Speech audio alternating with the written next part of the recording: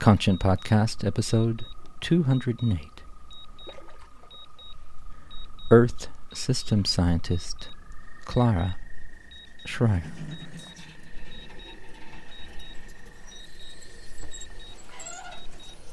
My interest in science is quite poetic. I think that the things that I find the most interesting about science are when it can kind of be woven into a story that makes sense. And I think that's kind of artistic in a way. You take the scientific knowledge and make it into a kind of a more abstract, kind of poetic thing. The drone's going to come back soon. Approximately there. Well, you could pass by still. It says it's like coming down. Where? Somewhere. I'm taking the plank that keeps it from... Howdy, good evening, this is 26 resident. Good evening, 26. This is Kate Bounty hearing you loud and clear. Over. And we copy the same this evening. How's everybody doing, and do you have any traffic? We're all okay, and we have no traffic. Over. And we copy that. Have yourself a wonderful evening, and we will talk to you again in the morning. This is the final episode of the 5th season of the Conscient Podcast.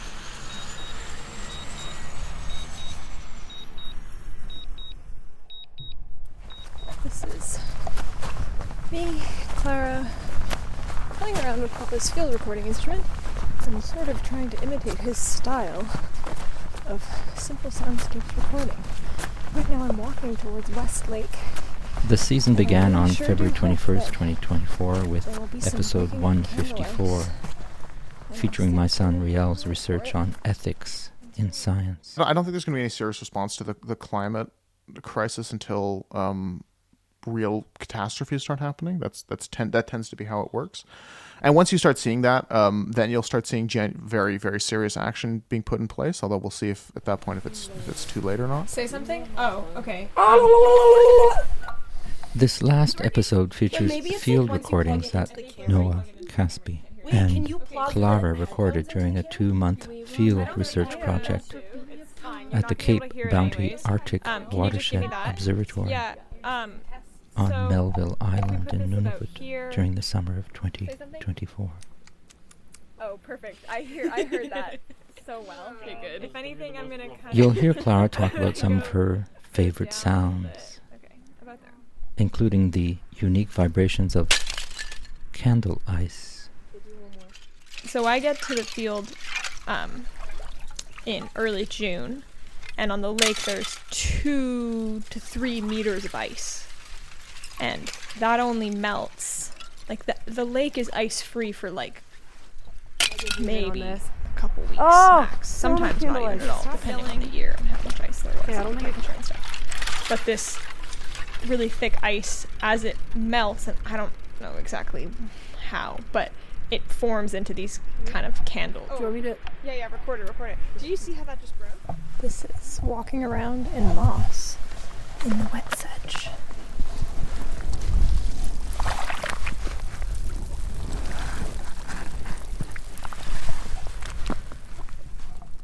In between soundscape recordings from the Arctic, you'll hear Clara talk about the rapid changes in the Arctic and some of the challenges of envisioning a new future, and how art might help us imagine possibilities amidst uncertainty.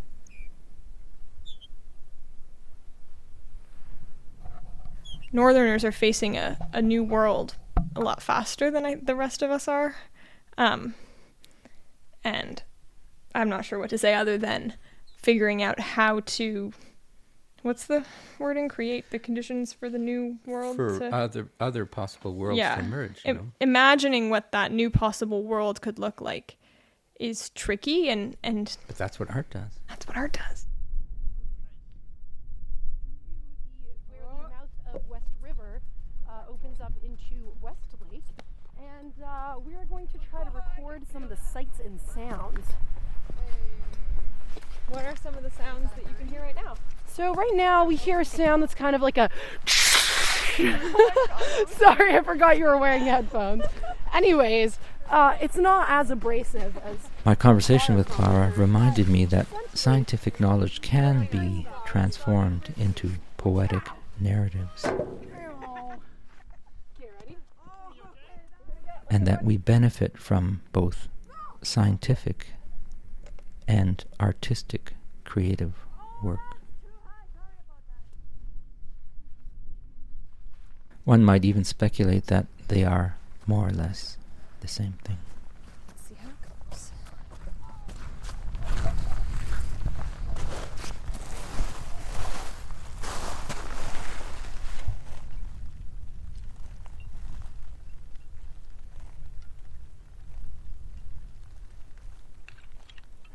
And at any rate,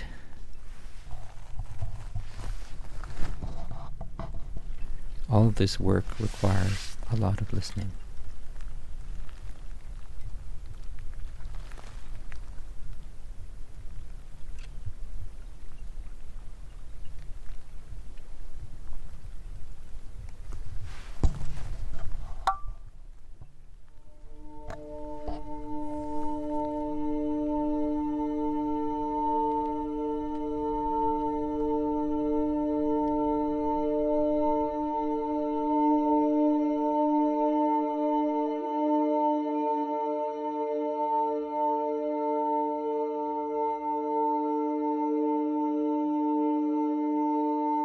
Clara, welcome to the Conscient podcast.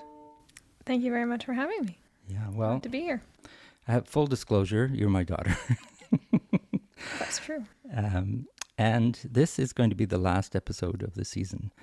Because, what an honor. Well, it's my pleasure because I started the season with your brother Riel, and I've interviewed a few younger people on the season, a few scientists as well. So there's a group of you, and I'm interested in the point of view of younger people on the issues that we face and the role of art. And in your case, you're a scientist.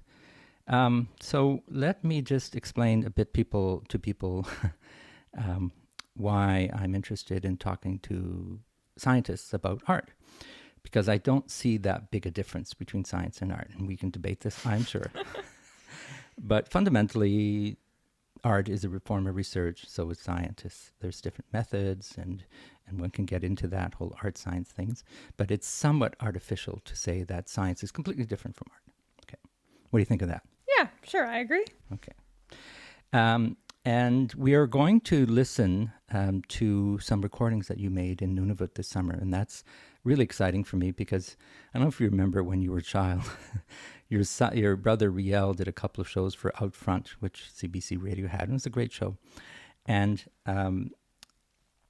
we were starting to do one, you and I, and they canceled their show. Yes, I was very jealous. I wanted to be a radio star like him. Well, and now you're going to be a podcast star on my podcast. But it's sort of picking up from that idea of doing something creative. In your case, you recorded field recordings in Nunavut, and we're going to talk about them, and I'll interlace different soundscapes in our conversation.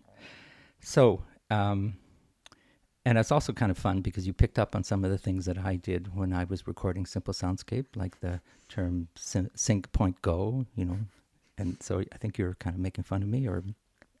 Imitation is the highest form of flattery. All right, let's start at the beginning. Who are you? What's your background? What do people need to know? Well, my name's Clara.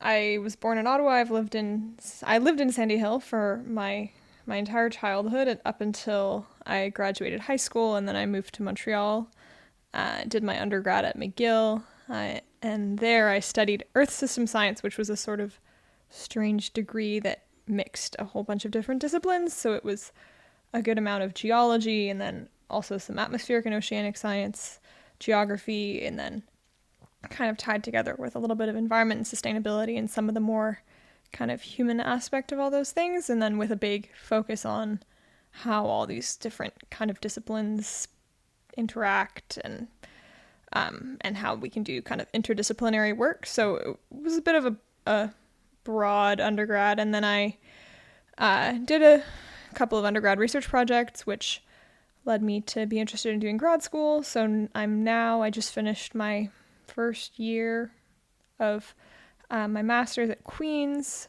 And as you mentioned, part of my master's research involves doing fieldwork in the high Arctic in Nunavut. So I was able to go last summer, and then again this summer was like my proper fieldwork season. But yeah, I've been interested in earth sciences kind of since high school. I was always interested in the outdoors and still am. You know, when I'm not in school, I spend a lot of time outside, hiking, climbing, most recently slacklining and highlining as well. And then from there, when I started studying science at McGill, I realized that earth science was an interesting discipline, and there's kind of more to that story, but I think we'll get to that later. I was going to ask you what interests you in science, but I think you just answered that. I mean, I was always interested in science, just like as of high school, it was what I was good at and what I found interesting. Earth science specifically, though, I liked because it kind of was a combination of all the other types of science. You can do as much physics, chemistry, or biology or whatever as you want, but it's all applied. Like, it's not any of this kind of super hard to grasp theoretical chemistry, physics stuff. And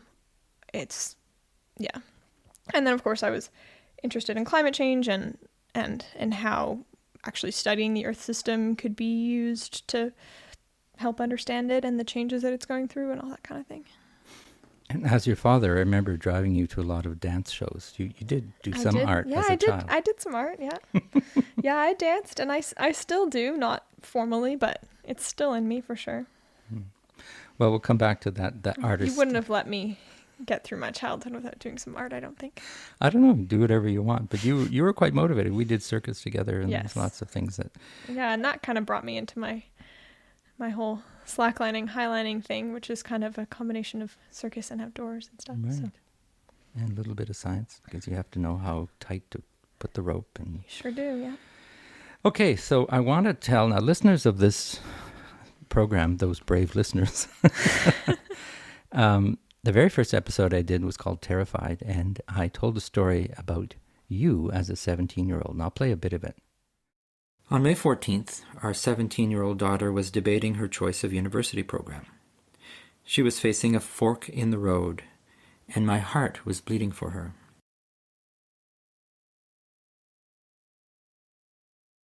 Gifted in science, she wanted to study a field where her skills would have the most impact in relation to the sustainability crisis. Engineering? Earth sciences? When I asked her what she really wanted to do, quelle est ta passion? She responded with resignation that it did not really matter. Her focus, like many of her generation, was on what needed to be done, not so much on what she wanted to do. The words of another teenager, activist Greta Thunberg, came to mind. The climate change crisis has already been solved. We already have the facts and solutions. All we need to do is wake up and change. I reached out to climate change photographer and writer Joan Sullivan, who introduced me to Emily Johnston's work, notably an essay called Loving a Vanishing World. We can't leave this world better than we found it.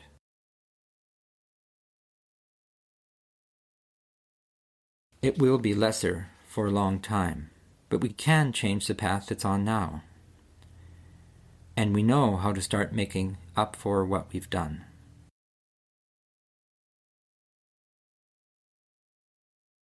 We have beautiful work to do before we die.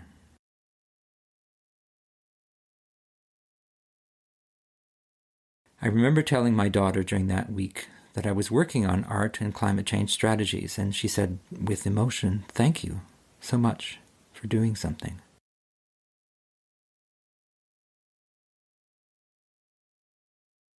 A mix of sadness and hope rushes through me every time I think of that moment. And so the story, as I remember it, is that we were driving in a car and you were 17 and you asked me about, what should I do in my career? You were not sure about engineering or earth science and that. But there was a more existential side to it around what does my generation need to do to address climate change? And at the time I was doing environmental policy at Canada Council and I hadn't started the podcast yet. I was just still working. And you really influenced me because that conversation remains clear in my mind, but I want to know what you remember from it. Did I get it right? Yeah, something like that. I remember that whole time. I deciding where to go to university and what to study was like a really tough for me. I think I was just pretty bad at making decisions overall at the time, but also I was, very conflicted because I couldn't really see how it was going to lead to a career path. And at the time, my thinking was pretty oriented around like, how useful is what I'm going to do actually going to be, which I think I've evolved past that a little bit now. And, part of the thinking is that it's kind of impossible to know by the time that I'm in the peak of my career, what work is going to look like. And so you just kind of have to pick something and go with it. And then also, what I'm going to want and what I'm going to, anyways. So, but yeah, at the time I think I knew that I was interested in earth science but I thought maybe I should do engineering because maybe that's actually more useful. And I didn't end up doing that. I ended up doing what I wanted to do, which I think was probably an okay choice. But anyways, that was kind of the context. But I remember that conversation as being one of the first times that you really expressed to me that you were interested in participating in this kind of climate and environment work. And that you were kind of, I guess to me that part of that conversation was like, well, you have to make changes in whatever world you are in, and you were in the art world, so that's what you kind of focused on. And yeah. Well, I think that's right. And what stuck with me is a young person's dilemma on what to do with their skills and their time to help the world that they know is in trouble. They can feel it. They hear about it, but they can also feel. And now you're engaged in a scientific career and you are making a difference in the work, the kind of work you're doing. Yeah, and I think my mindset as to what that kind of looks like has definitely also shifted. I think when I was younger, I had, you kind of have this idea that you're going to do something really big that's going to save the world somehow, or like, what's the thing that we can do? And I think now I'm kind of more just thinking of on, I guess, a smaller scale, on a more local scale. Is there like any part of the solution that you can be part of is pretty good, because especially when you think about research, like sometimes there's really crazy breakthrough things, but no single piece of research is going to be the paper that solves the world. Like, that's not how it works. And so if you can work towards being part of it, then like, that's great. And especially if you work in an area that's like on a local scale, like if you can make a difference in a single community, then that's really a job well done. Well, that's been a reoccurring theme this season about locality and hyperlocality. But of course, you flew, 5,000 kilometers north to do your research. That's not exactly local, but you'll explain that in a minute. I think you have to do what you have to do to get the data, then to be able to. Anyway, I just wonder about eco anxiety. Do you feel that sometimes? How do you deal with that? Yeah, I guess so. I think I don't know. It kind of all depends on the mindset that you have. It kind of gets bottled up with all the rest of the anxiety, I think, for me, and it's now harder for me to separate anxiety that I have about what climate change is going to do to the future and what any other problems that we're facing is going to do to the future. And I think I see more than ever that climate change kind of isn't really a problem in and of itself, and there are very few problems that we're going to experience from it that aren't already around and are more likely to just kind of get exacerbated. So I don't know that I can separate it as much as maybe I used to. And then also at a certain point, you just have to keep going. Well, that or get depressed, but then there's a mix of the two, I guess. So thanks for that. That clarifies, and I just want to acknowledge that. And thank you, because that helped me retire when I did and start the podcast and work with scale and all that stuff. I'm doing it for you kids. I'm doing it for whomever it might benefit. So let's get into Cape Bounty, because we're going to start listening to sounds now from Nunavut that you recorded. But start by telling me, us, listeners, what you were doing up there. What's the project? Yeah, so I work at the Cape Bounty Arctic Watershed Observatory, which is on Melville Island in Nunavut, which is an island that it's shared between Nunavut and the Northwest Territories. And it's an uninhabited island, so the work that we do there is not linked to a specific community. But they've been working there for about 20 years now, and it's a combination of kind of hydrology and watershed scale hydrology, but then there's also tons of people who work on other stuff, including there was a lot of limnology, so studying lakes and how high Arctic lakes work basically, and then also soil and vegetation and greenhouse gas fluxes and all that sort of stuff. So my project is kind of a mix of the hydrology and soil and greenhouse gas fluxes. So I study from the watershed scale, like carbon budgets. So I'm looking at how much carbon is being lost from watersheds, both in the form of greenhouse gases emitted from the land and also carbon that's dissolved into streams and kind of exits the watershed that way. So it's kind of working towards kind of understanding the global carbon cycle better, you could say. So yeah, the work that happens at that site is a mix of stuff that's kind of, you could say, relevant to global climate change, in that understanding one little tiny part of the global carbon cycle better.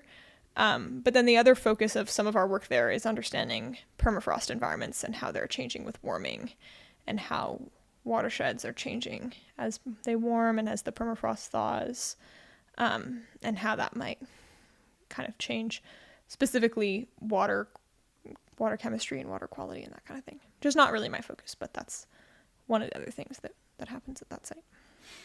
And the trip to get there, tell me about that.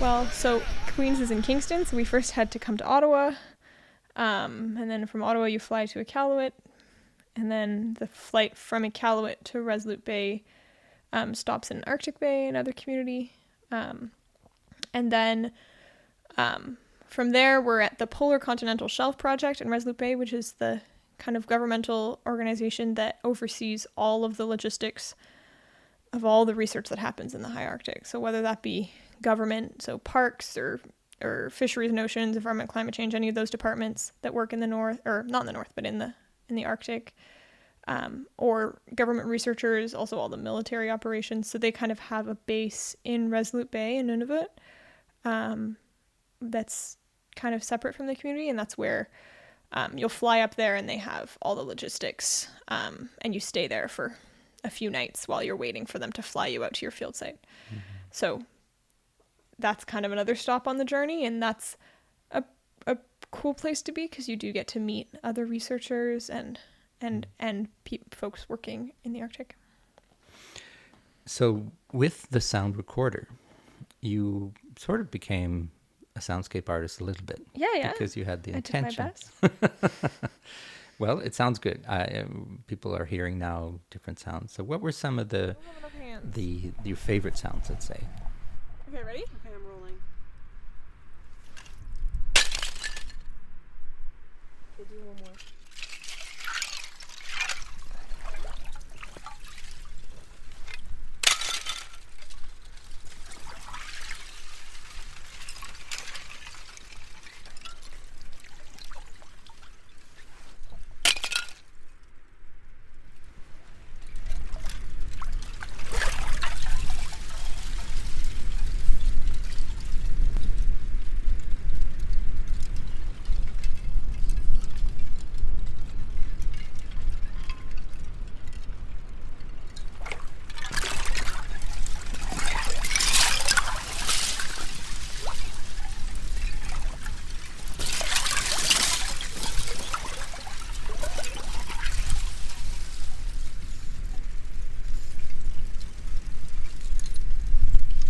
Well, the best sound, for sure, is the candle ice on the lake.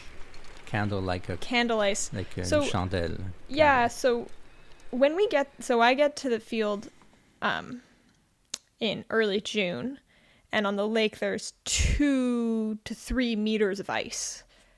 And that only melts, like the lake is ice free for like maybe a couple weeks max. Sometimes not even at all, depending on the year and how much ice there was and the temperature and stuff.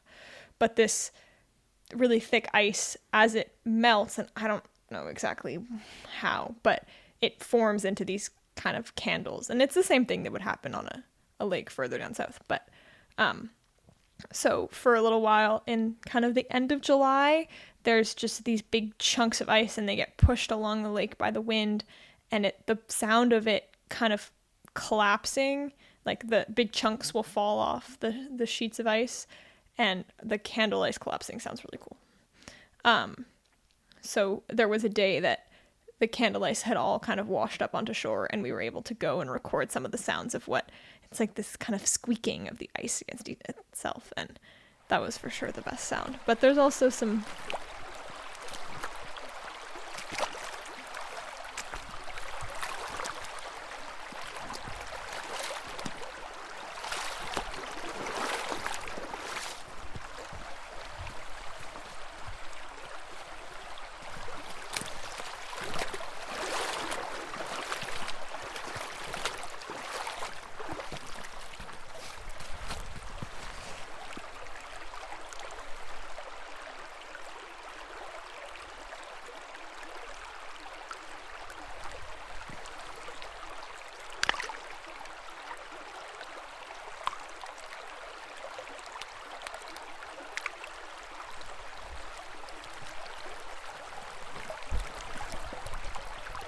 I liked the streams and just the sounds of like walking around on the tundra, on the moss.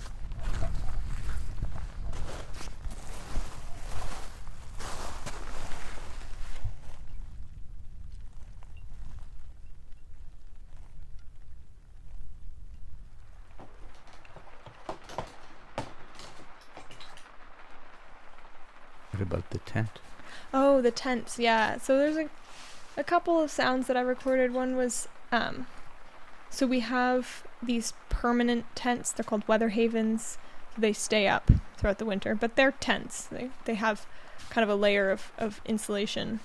Like, it's basically bubble wrap is what the tent is made of.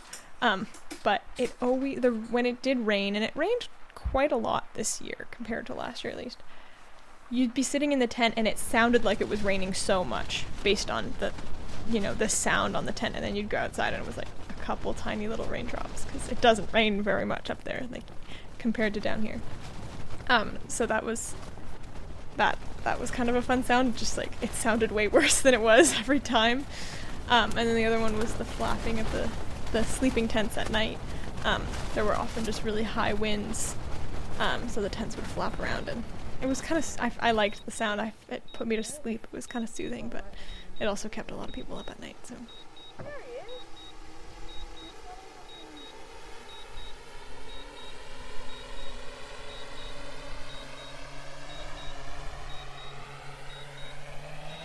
Well, I can tell you some of the favorite sounds that I listen to that you recorded are the kind of beeps and the machines, the Oh yes, we generators. had a Quite drone. beautiful. So I recorded the sound of the drone coming back at one point. And the generator. Actually, the generator's a really funny one, because we do have a generator that we run for a couple hours every day. And it's funny because, one of the reasons that people want to go there, I should say, it's an uninhabited island, and there's like 5 to 8 of us at the site at once. So it's really an experience in like isolation, and it's pretty much as far from human activity as you can get. So one of the big reasons people like going up there is because of the quiet. So you're like, oh, it's so quiet. Except that the generator's running, going, so it's not always that peaceful. But when the generator's not. But sometimes that's part of it too. You're like, okay, this is just part of the sounds, part of the experience. Can't ignore it too much.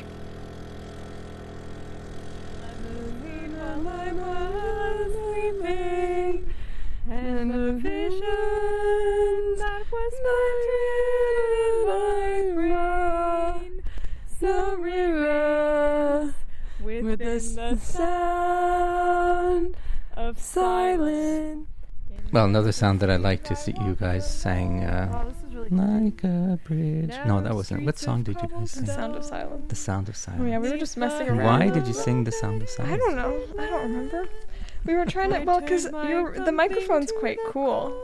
When you have the headphones on and you can hear yourself through the microphone and the headphones, so I just was kind of wanted to sing a song to see how it sounded. I don't remember why though. It's quite lovely because you're a little bit out of tune and you don't remember all the words, but it's very, and you can imagine being, in Nunavut with, after many weeks of focusing on research, that a song would be quite wonderful to hear and to play with. And were there other artistic moments like that? This is just great. So I'll just talk about how I feel. I'm extremely My toes hurt. And my boot is wet. Why does your toe be hurt? No. Like literally the size of a pizza. Yeah, I mean, we had to entertain ourselves somehow, so there was a good amount of kind of sketching and crafts and that kind of thing. And I guess photography would be the other one. There was, everybody's trying to capture the landscape however they can, and whether that be through sounds or photos or whatever. Yeah, I don't know. I mean, there's lots of opportunities for other things. It depends who's up there and what they're interested in. I can imagine that some people would want to write about it or whatever. I was doing the sounds. That was the thing that I was kind of focused on doing. Runs in the family. Yeah. And that's what I had, the equipment and the ability to do. But say something. Oh, okay. It's working. But maybe it's like once you plug it into the camera. Yeah, you got to do your best to try to record what's around you and remember it somehow. And it was certainly enjoyable for me to hear, because it was hard for me to imagine, right? Especially the very delicate sounds that you recorded quite well.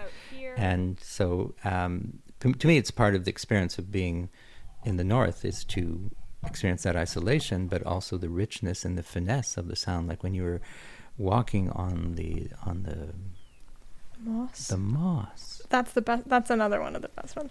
And I think that that's quite representative of what my experience of being up there was, which is that you spend all of your time just looking at tiny stuff and observing as much, well, at least I do, is observing as much as I can about what's around me, because it's such a different environment. There's so much from the vegetation to the soil to just like how the landscape looks that's totally different to what you'd see down here. And so, yeah, the moss was really cool because there's, in all these kind of wetter areas, there's moss. And the moss, there's tiny little air bubbles that kind of hold on. And so every time you step, you kind of release a bunch of air bubbles into the water, which is actually interesting scientifically. Partly one of the things that I measure is like dissolved CO2 in those waters. And so the little air bubbles that get caught on the moss are kind of interesting. But they're just really mostly just cool to look at. And then, yeah, it makes a lovely little sound. Like it's like a little squish, and you can kind of see the bubbles bubbling up. But yeah, it's all there is a lot of very small and delicate, both sounds and just the visuals. Everything is, you have to look pretty close sometimes to see the cool stuff.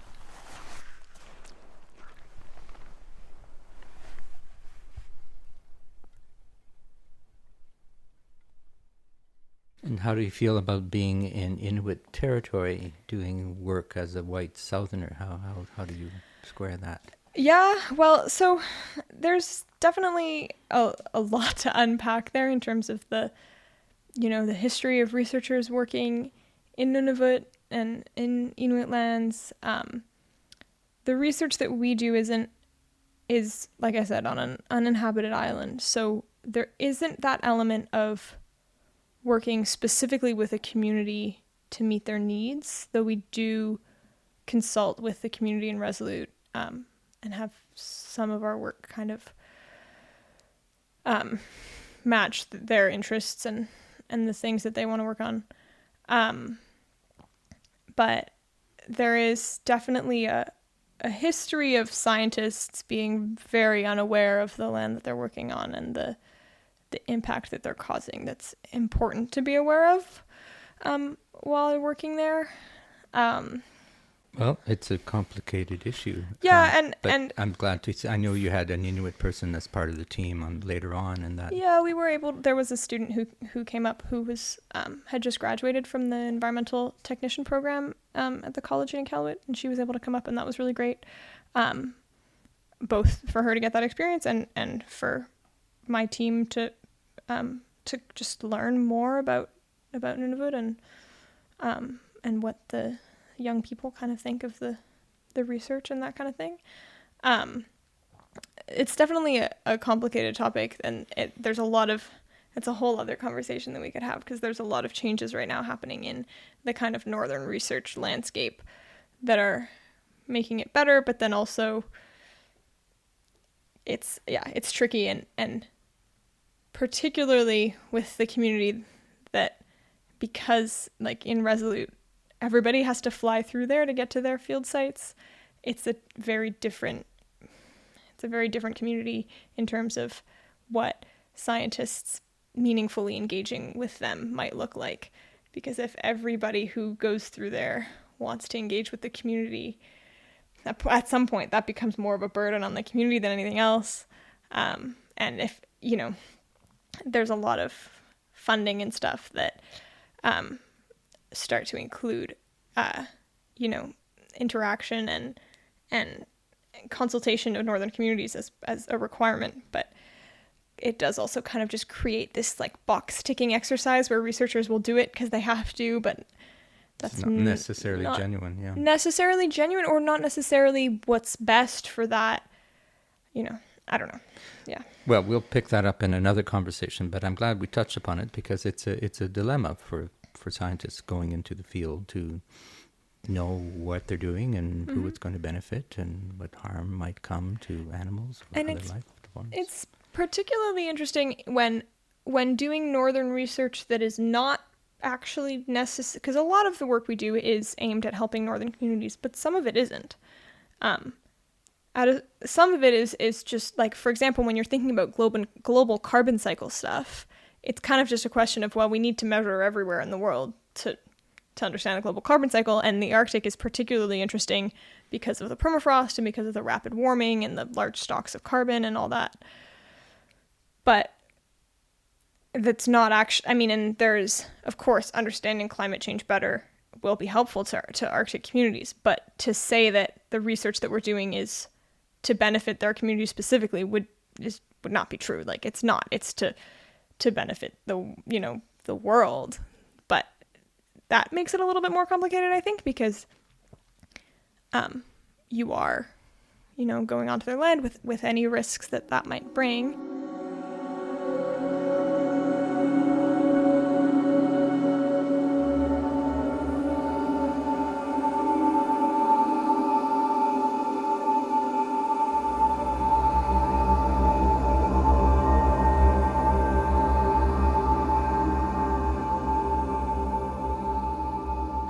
Well, on a related note, I think you know that the theme of this season is how to prepare for the end of the world as we know it, and how to create the conditions for other possible worlds to emerge. What does that make you think of, or how do you respond to that? Well, from the Arctic perspective, I think that, so normally I tend to be not a fan of the end of the world lingo. Doomism and all that. Yeah, just because I think it gives people a pretty good reason to kind of give up, or also to see the issues that we're facing as sort of a like, one day it's gonna happen, where it's not that, it's just gonna be kind of a gradual shift, and a lot of the issues we're already facing are just gonna get worse, like that, so that you can't really be like, well, it'll be like this, and then suddenly a new world will appear, And some things might get better in other ways, Sure, but I just mean that I think that thinking of it as the end of the world I've seen it that kind of mindset allows a lot of people to kind of check out and give up and stop engaging at all, because how the hell are you supposed to deal with the end of the world? But that said, being in the Arctic, I think that's one of the places in the world where that's the most true, where there's really, really rapid changes in what the landscape looks like, both physically, like literally what the landscape looks like, and also, you know, like with shipping routes opening, and there's like so many cruises that go through there now and like all that kind of thing that's like pretty new. And so Northerners are facing a new world a lot faster than the rest of us are. And I'm not sure what to say other than figuring out how to, what's the wording? Create the conditions for the new world. For other possible worlds to emerge. You know? Imagining what that new possible world could look like is tricky, and But that's what art does. That's what art does. It's one of the things that One art of the can things, do. sure, yeah. And it's tough because people might have different ideas of what the future of the Arctic might look like and what the best possible future of the Arctic is. So. Well, that's a good point. But how do you see, and I know this is a tough question, but how do you see the role of art in life? Yeah, I mean, I don't know. I think all the things that you say about art as a kind of a tool for imagining, or even just kind of, I mean, a lot of what my interest in science, I do think is quite poetic. Like, I think that the things that I find the most interesting about science are when it can kind of be woven into a story that makes sense. And I think that's kind of artistic in a way, like just when it's you take the scientific knowledge and make it into a kind of a more abstract kind of poetic thing.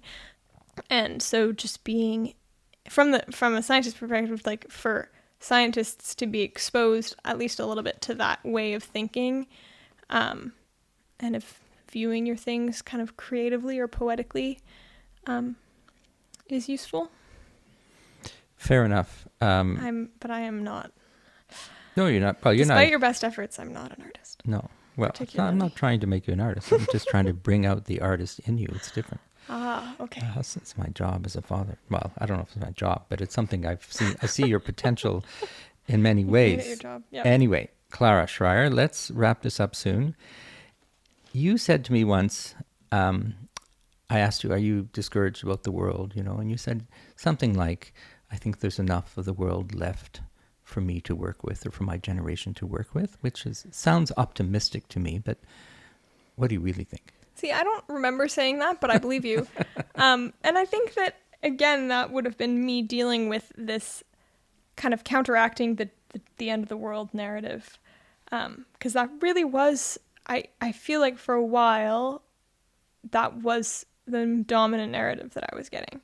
Was like, you know, we're doomed. And people, it's interesting, people say that to me all the time when I explain my research to people, or when I say that I'm a client, like I'm working in science and it's related to climate change. The first thing they say is, so we're all doomed, right? Like, that's what your research is finding. Or they're like, what's even the point of your research? Don't we already know that we're all doomed? And it's like, well,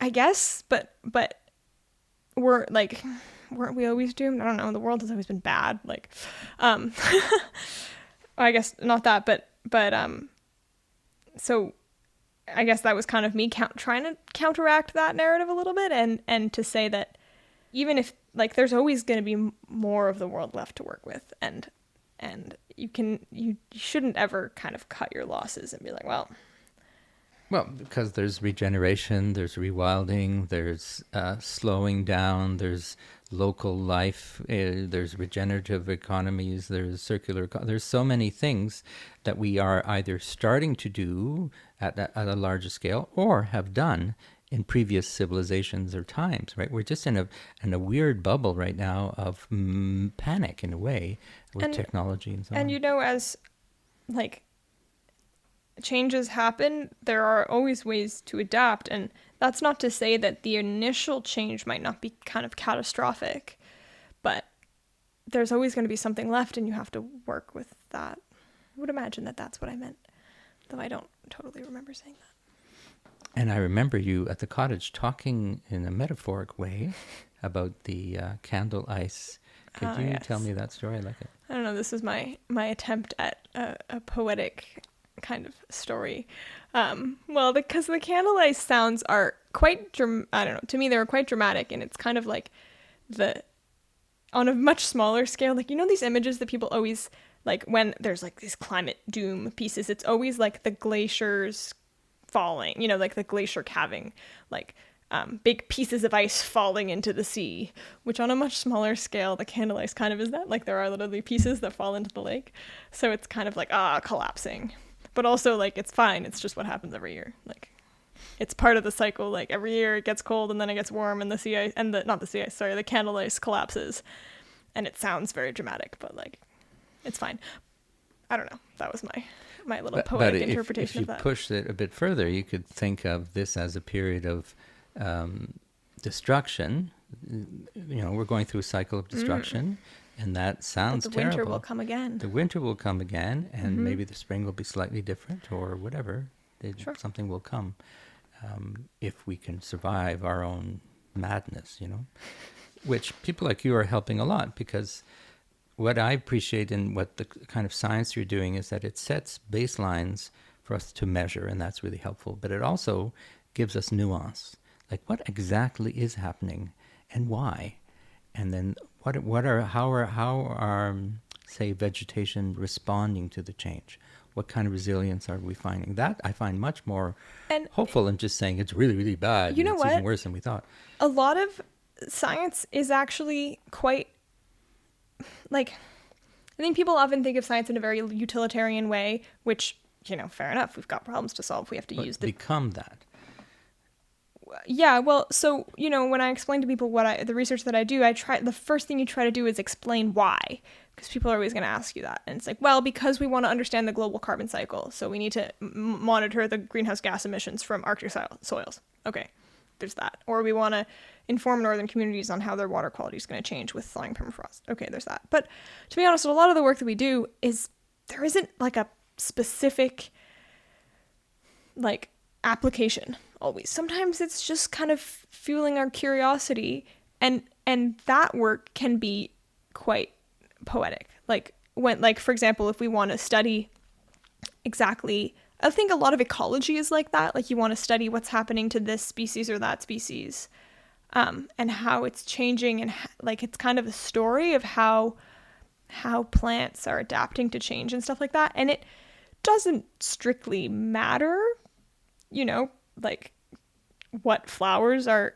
growing in the Arctic. You know, people might not care, but it is kind of beautiful just to understand it, and to see the Earth as a really like evolving system, and to see what happens to it is just kind of interesting and kind of poetic, I suppose. Possibly hopeful. Yeah.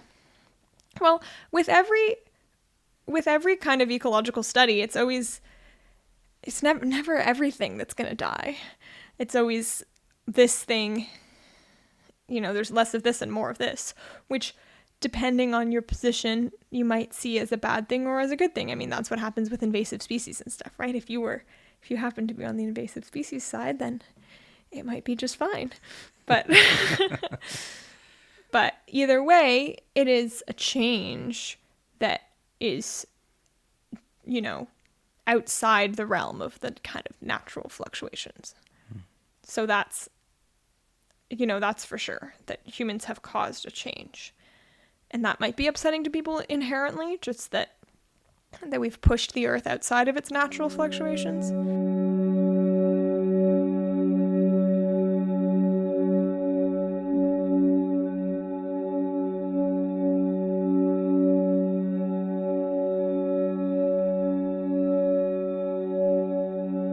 So you were just saying that science sucks. What do you mean? I don't know. I guess you start working in research and you do become a little jaded, perhaps. Or just, I guess, my point of view on the role of research has changed, and the role of scientists as well, just by seeing how, I mean, earth science is just so hard to do. the Earth is so big, and any attempt that we can make at measuring it is going to capture such a small part of what's happening. And any attempt we're going to make at modeling it is going to be based on such a small part of what's happening. And so it's just, sometimes it feels a little bit, the work that I do feels a little bit futile because we can try to understand the system, but it's so complicated. And, to make any statements that we know what's going on is bold. And then I get nervous with kind of the public perception of that because people are out here going, oh, you need to trust scientists and what they're saying, which is true enough. But scientists also need to be really good at expressing when they know something and when they don't. And that's really hard to do because it's hard to say, oh, I've done all this research, but it's just a guess. Don't trust it at all, because that's not, then nobody's going to listen to it at all. But to say, here you go, I've done this study and it's for sure true and you need to listen to every word of it is really dishonest, especially with the methods that we use are so we do our best, but there's so much variability. And for example, the work that I do in the Arctic, we can only be there from June to mid-August. So we don't have measurements of what's happening the rest of the year, pretty much. We're maybe going to get some this year, but everything that we know is based on the summer, basically. So they're guesstimates and they are projections. I did a whole episode with somebody, a foresight expert, Zan Chandler, who talked about foresight. And, science does that to a certain extent. It anticipates what might be a pattern, something as complex as the Earth. There's so many things that we don't know as well. I guess that's so many things we don't know, but then also, we have a tendency to base work on other work, but it just kind of propagates any mistakes that original researchers would have made. And then that's also tough, especially in fields where doing fieldwork costs an unbelievable amount of money, where you kind of just have to work with the data that you have, even if it, you would have gone back and done it differently, and you can't. And then also, especially with our knowledge of the Arctic, it's really hard to just go do research anywhere. You have to kind of set up a site. And so just given the vast area of it, there's so little of it that we've studied. And there's a lot of, there's also a lot of biases. Scientists want to study things that are interesting. And sometimes that means that we only study the things that are really anomalous. And we don't have that many measurements of the things that are just normal. Ordinary. Which is but important. A huge problem. Well, the arts are like that too. They tend to gravitate towards things that are aesthetically beautiful or, Well, for example, the site where I work, in terms of carbon emissions, it's not a lot. If you look at the Arctic, the places where there's really abrupt permafrost thaw and a ton of greenhouse gas emissions is not where I work. And so there's a lot of research in those places. But we have to research the places that are not as interesting as well, because then we know how anomalous those other things really are, if that makes sense.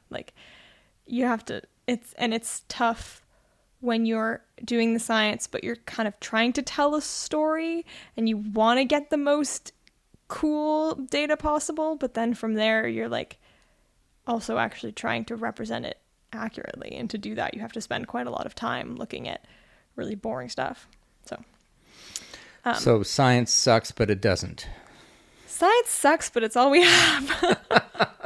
but yeah, to take I guess that would be the thing that I would encourage non-scientists out there, if they can. That's what I wish there was more of in science communication, as opposed to here's really cool processes, but also how we study them. Because I think if people knew how we study things, okay, we take samples, we take a couple little samples, and what we do with that kind of data and how we arrive at the climate models and all those kinds of things, I think that it would be great if people understood that a little bit more, and especially understood to take any single scientific study with a grain of salt, just because, the methods are sometimes, we do our best, but Well, since we're still talking, I have one more question for you. What do you want to do with the rest of your life as a scientist? I don't know. Get a job, hopefully. It'd be nice if somebody wanted to hire me. I don't know. I mean, like I said, I think my